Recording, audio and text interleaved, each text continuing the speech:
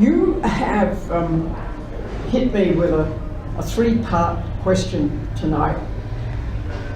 One is ANZUS, one is Australia, and one is China. Now, my first question to most people when we talk about ANZUS is how many of you have ever read the ANZUS Treaty? Probably most of you have, but it's a long time since you did. And in case you haven't ever read the ANZUS Treaty, it really, I wouldn't recommend it for bedside reading, but if you're feeling energetic, and you only have to look at one or two of the articles to get the drift. As in most treaties, ratified in 1952, it was a creature of its time, but it did what Australia wanted then, which was something to stand between us and a revived, as we feared, militarized Japan. And the only way Australia could think of itself as being defensible against such a Japan was to have the United States firmly locked into defending us. And so what they managed to get out of the United States was an agreement to do the following. This is Article 1. The parties, the United States, Australia and New Zealand, undertake, as set forth in the Charter of the United Nations, I'll come back to that in a minute, to settle any international disputes in which they may be involved by peaceful means in such a manner that international peace and security and justice are not endangered, and to refrain in their international relations from, cop this, the threat or use of force in any manner inconsistent with the purposes of the United Nations. Now, what are we doing? We are in breach of the ANZUS Treaty right now, because that threat and use of force thing, which came in with the United Nations in 1945, made the ordinary ways of going to war that we had known before illegal in international law terms. And we were very anxious to abide by that because we saw that as in our interests. And in recent years, from 2003 onwards, we have ignored it. I will argue that we have ignored it at our own peril.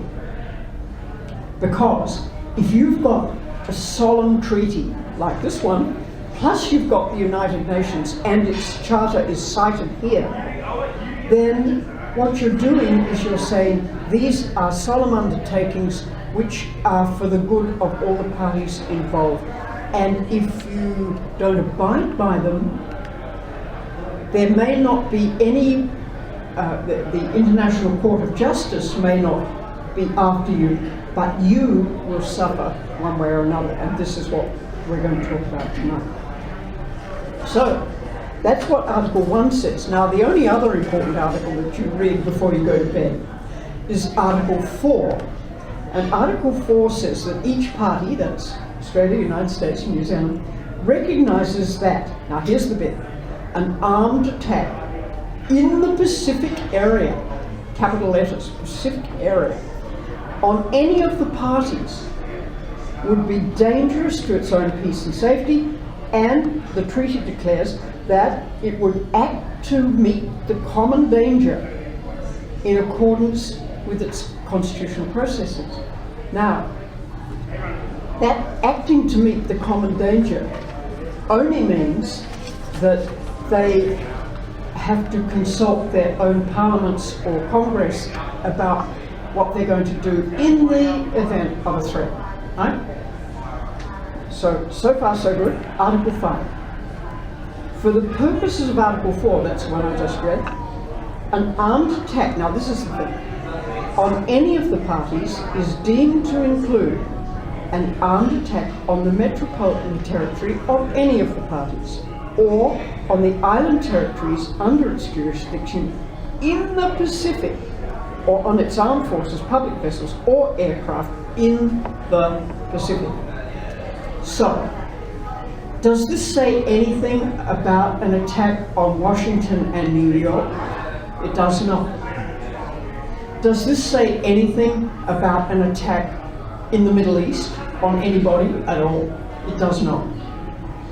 So when John Howard goes to Washington in 2001 and fortuitously or otherwise finds himself there when the attack on the Twin Towers takes place, he has an immediate rush of blood to his political head and says, I am going to unilaterally extend the terms of this treaty way beyond what the black letter law says. And he used to be a black letter lawyer, right? Way beyond the terms of the treaty. I am going to say that Australia will do whatever the United States wants to prosecute a war on terror anywhere in the world. Anywhere. And that's what they said. Now, he did that on one hand off the top of his head.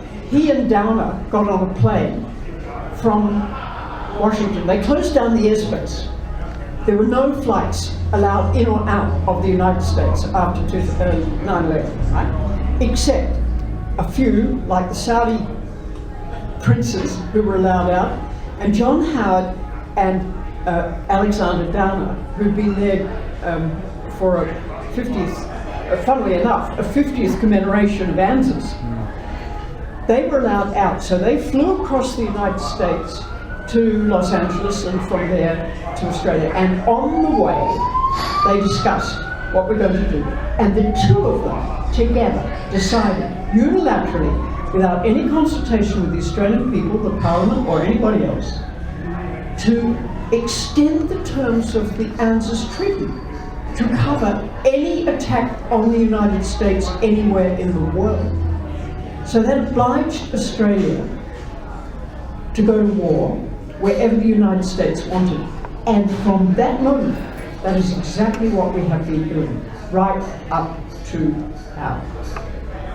It's illegal, it's immoral, and it's stupid. But that's what we did.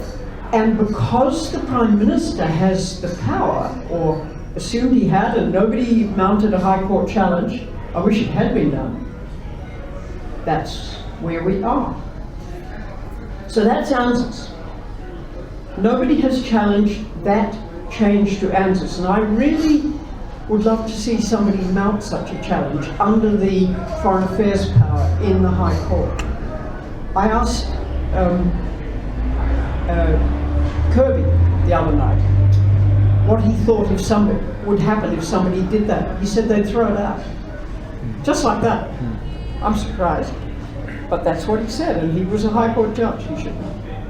All right, so that's ANZUS. What do you mean by throw it out? They take Howard and Downer? No, they wouldn't consider it. The High Court would not agree to take such an action. I'm surprised that Michael Kirby said it. Maybe he didn't quite understand my question, or was in a car driving and maybe he wasn't paying attention.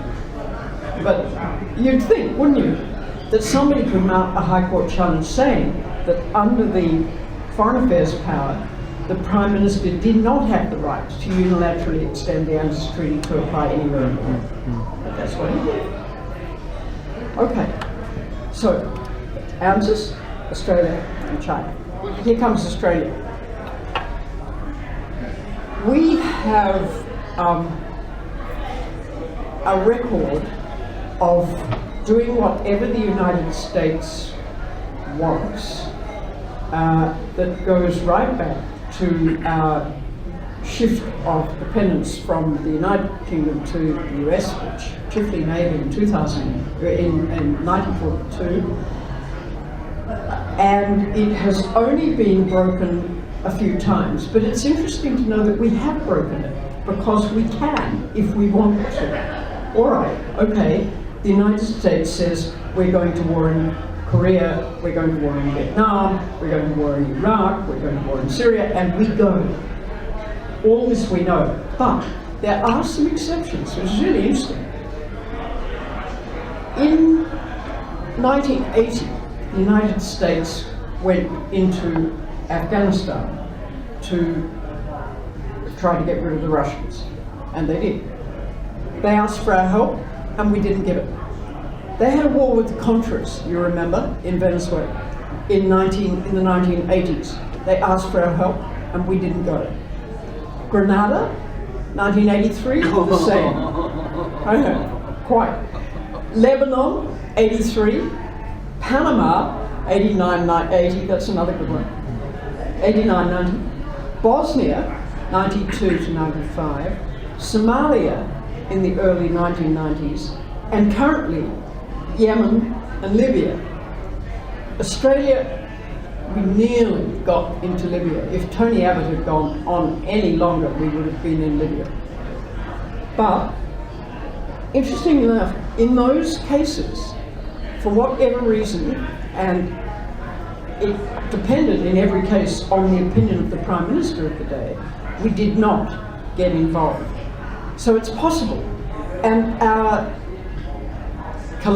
relationship with the United States didn't collapse, right? Any more than Canada, for instance, when it withdrew under Trudeau, immediately took its air force out of Syria. The relationship with Obama didn't collapse. They go on very well. That was the first thing Trudeau did when he was elected. Got on the phone, rang up Obama and said, I'm taking the troops out of Syria and I'm not going to do this anymore. And it was fine.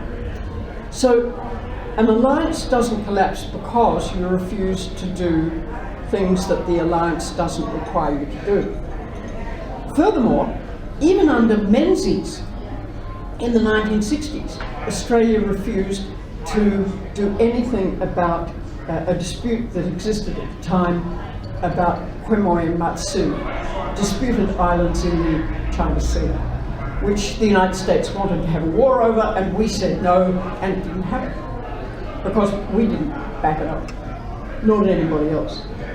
On the other hand, it's also perfectly possible for the United States to refuse to do things that we want, and they have done so. They turned us down on Confrontasi, they turned us down in the Malaya emergency, and they turned us down in East Timor, apart from providing some offshore intelligence and a bit of pressure on Suharto, which really worked. But what I'm saying is that the alliance is not a sacred cow that everybody has to abide by if the things that we are each asking for are decided to be unreasonable. So why do we do things that are unreasonable, like invading Iraq and invading Syria? Why do we? All right. Here's an interesting bit of detail that I've only just learned, actually, from Alan Bingel's new book about Australian foreign policy. I didn't even know this. That one of the reasons that Howard and Downer made that decision while they were flying across the United States was that they knew by that time that NATO, which has a different treaty with the United States, it's a different treaty altogether. An attack on one is an attack on all, quite different from what we've got. Ours is only a commitment to consult, that's all. Theirs is an attack on one, is an attack on all. So NATO said, we are involved in committing ourselves to whatever the United States wants to do in reaction to the 9/11 attack. We didn't have to do it, but Howard and Downer made ANZUS work like NATO. See? It's not that kind of treaty, but they made it into one. Because, of course, the United States was not attacked by another state. It was attacked by, if you believe the story, Al-Qaeda, which is a non-state actor. Certainly it was not attacked in the Pacific area, which the ANZUS Treaty says again and again is what it must be. And there was no consultation between the partners. So Howard and Downer did it in the air. They didn't consult with the United States or New Zealand, although New Zealand was sort of out of the picture by that point. There was no consultation. There was an agreement to consult, that didn't happen. There was an agreement that it should be in the Pacific, it was not there.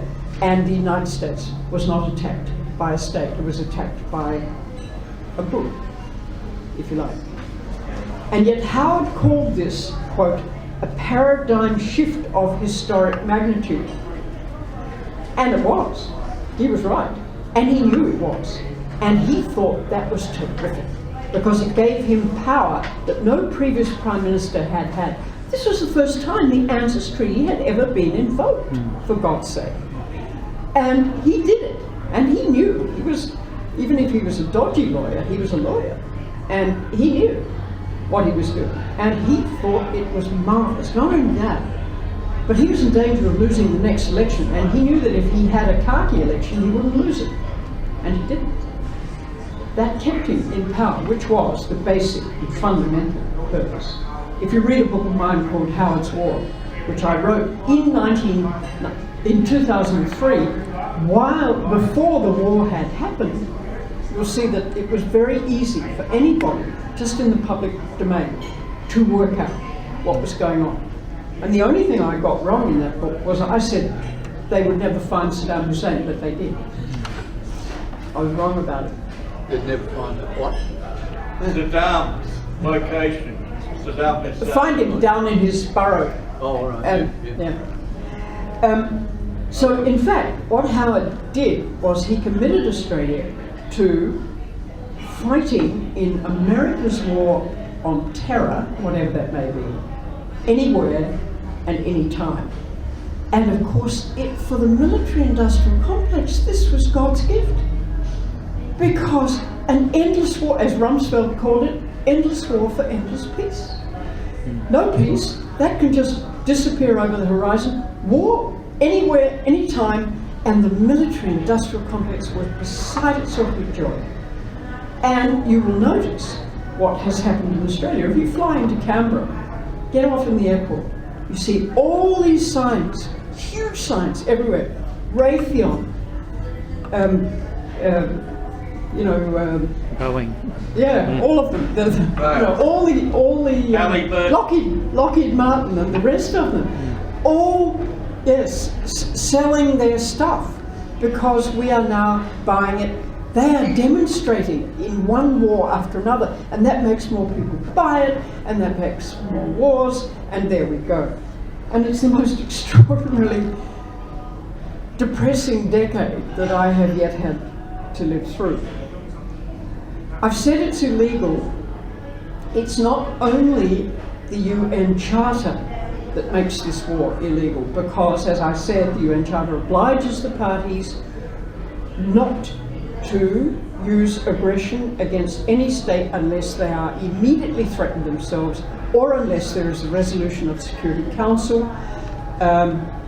And if those conditions are not met, then the war, if there's a war, it is illegal.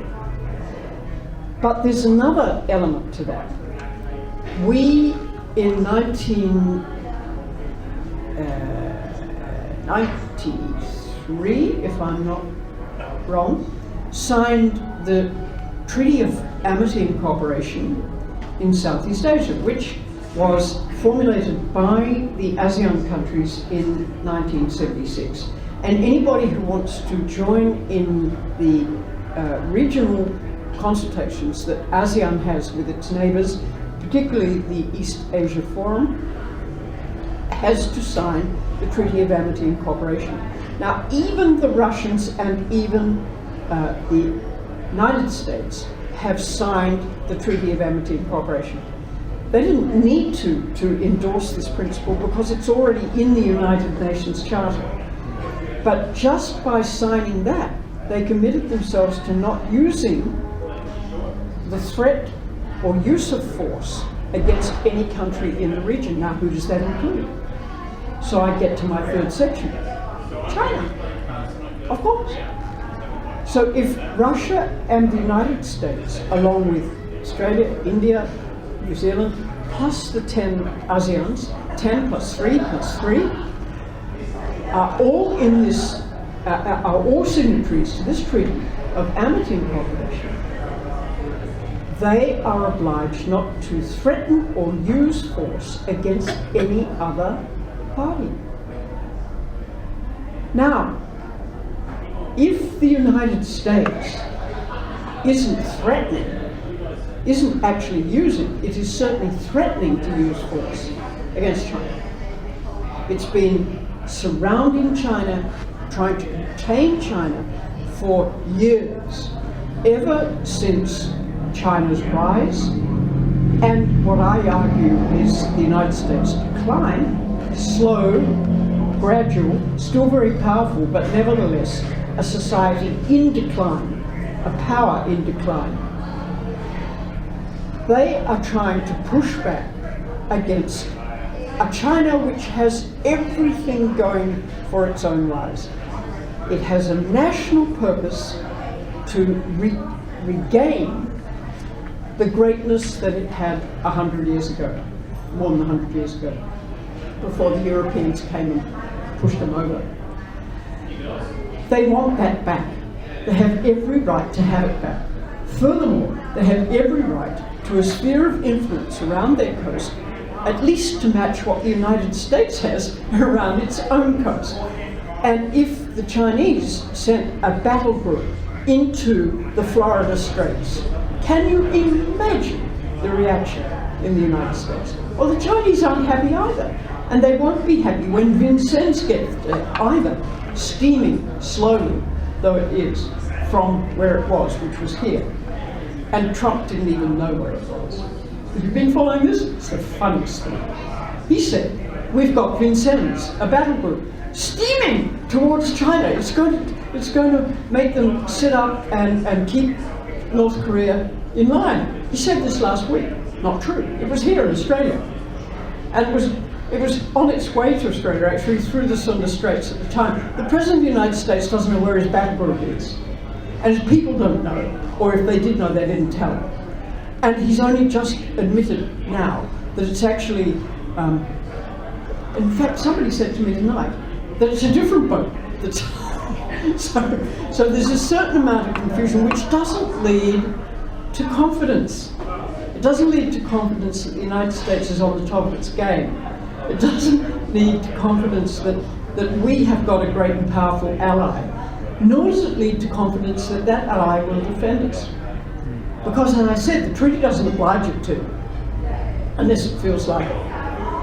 And what Australia has been doing for years, and we were taught this as baby diplomats, is that we must keep the United States involved in the region. Now that meant every time the United States had a burst of insularity, drawing back from the world, we must persuade them as hard as we could to keep their eye on this part of the world. Why? Because we knew that we had a huge coastline and a very small population that couldn't defend ourselves. So we were as dependent on the United States for defence as we had ever been on Britain. And we could not, no Australian government could face the people and say, we are defenceless. The fact, however, is we are defenceless.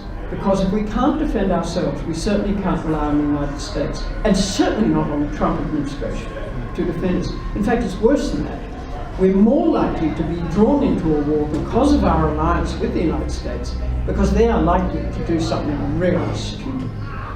Now, something really stupid could first involve North Korea, and that has been the problem in the last few weeks. But more importantly than that, it could involve China.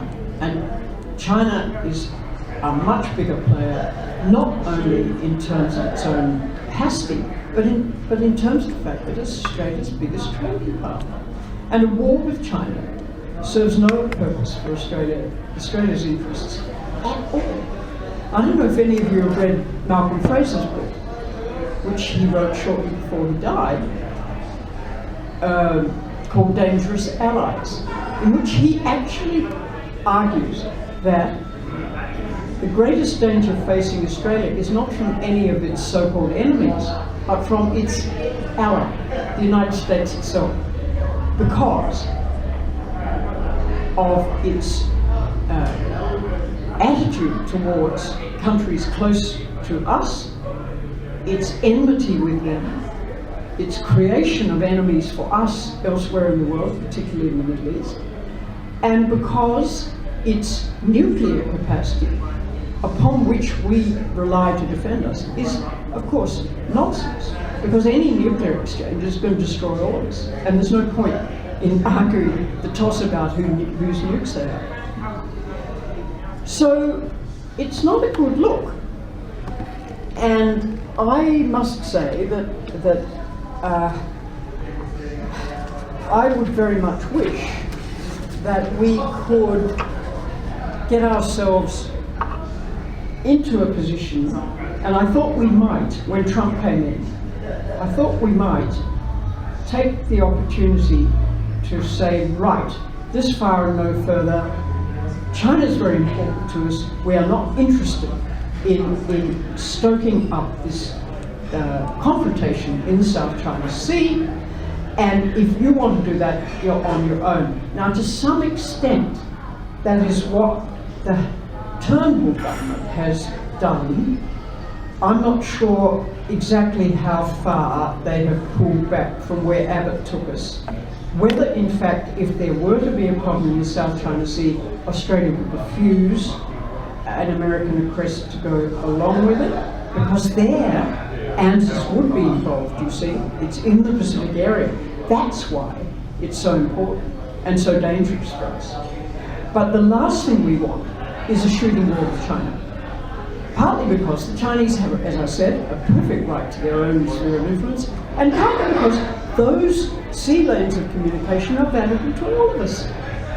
We all need them, we all use them. There's no point in fighting over who controls them. Nobody controls them because they have to all work. And China won't block trade, its own trade routes through those seas. It wouldn't make any sense for it to do so.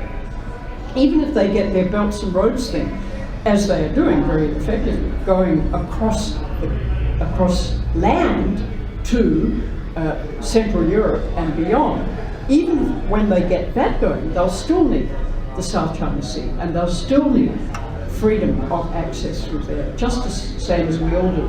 What the Americans can't get their head around is they still want to be the boss. They still want to be the hegemon in the Pacific, in the South China Sea, and everywhere. Pushing, and even more now, under Trump, throwing their weight around and saying to people, do it our way or it'll be the worse for you. Now, we all know as parents that you don't make a threat to a kid that you're not going to carry out. I have no idea what these threats amount to. They may go away. Some of Trump's more stupid statements have already gone away, which is encouraging. I mean, he's admitted that Obama wasn't born where he said he was born, and he's admitted that the Chinese don't manipulate their currency. He's just admitted these things in the last few days, and he may have to admit a few more things soon, and I hope he does. But Australia is now in the very position that we have said for donkey's years we would not be. That is, we have said, governments have said, time after time, we don't have to choose between the United States, our major ally, and China, our major trading partner. Well, the fact is we do have to choose, and the moment of choice has arrived. Julie Bishop is drafting a foreign affairs white paper. The first one since the Australia in the 18th Century white paper, 2012. They claim it's the first one for a decade, but that's because they ignore Julia Gillard's one, and they've taken it off the website. Not only that, they've taken it off the DFAT website, just expunged it, because it talked about building relationships with countries like China, Indonesia, putting a lot of emphasis on this. It's gone. Julie Bishop is going to produce a white paper this year, and I imagine, in fact I know, the people who are drafting it are having a hell of a time, because for the first time they're actually going to have to face the unanswerable question. How do you deal with an ally that is the enemy of your major trading partner. How do you do it?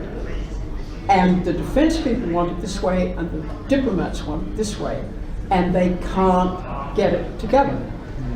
And so this white paper is either going to be a meaningless set of platitudes, or, as some of us have urged, it really may say something new. I hoped when she brought all of the heads of mission from all around the world, 130 of them, back to Canberra last month for a big consultation, that they would all be able to put their arguments about this, particularly from the points of view of the countries where they are stationed, and say, look, Australia is looking so out of date, so behind the times, so lagging behind the world in terms not only of nuclear disarmament, climate change, and still resorting to primitive war fighting to resolve problems with other countries. I hoped that some of those 130, in the 2 days that they had to talk, might get 10 minutes to say something. From my friends, I understand that it was not the case. What happened was, they all got together, they heard a lot of speeches from various ministers and various experts. They all sat there and listened, and then they divided into groups. Some went to trade, and some went to various regions, and some went to other aspects of relationships. And nobody got together in a forum where anyone could say, we need to make dramatic change. And I don't believe any of them, even if they had the courage to put their careers on the line and say it, had an opportunity to do that. Don't forget that these are people who have been in their jobs for the whole of their career, in a time when questioning the American alliance was career suicide. It just was not something that you did. And if you did that, you would be regarded as a bit unreliable, whereas what the Foreign Service rewards is a person who is regarded as a safe pair of hands, somebody who is sensible. These are the words that they use. And someone like me, forget it. Absolutely forget it. I mean, if I stood up and said things to them, like I'm saying to you tonight, they'd all go like that. And then at coffee time, no one would talk to me. So here we are. Julie Bishop has assembled all these people. Whether she has heard anything useful, I don't know. Whether this foreign policy white paper is going to produce anything new, I don't know. But the man they brought in to draft it is not from the department, he's from ONA, and his politics are to the right of Attila the Hun, so I wouldn't hold out any hope. That therefore means, now here's the answer to your conundrum tonight. Is Australia going to do anything? Is Australia going to be dragged by ANZUS into a war on China? My question becomes, is Australia going to do anything to stop that happening? Because the way we look at ANZUS nowadays, will that ANZUS justify anything? We have up to now gone along with what the United States is saying both about North Korea and China. And we have up to now got people embedded with the US Armed Forces in the South China Sea and all over the Pacific, and it would be very hard to pull back from any of that. So, and I don't know whether any of you saw John Pilger's film when it was shown here, and in fact it was shown again on last Sunday night. Yeah, that's right. his warning about the consequences of slipping into conflict with China that were made very clearly in that film are what we should be thinking about when the white paper comes out, and if it doesn't do the job it should, then I think we should all have a go in whatever way we can. Thank you for listening.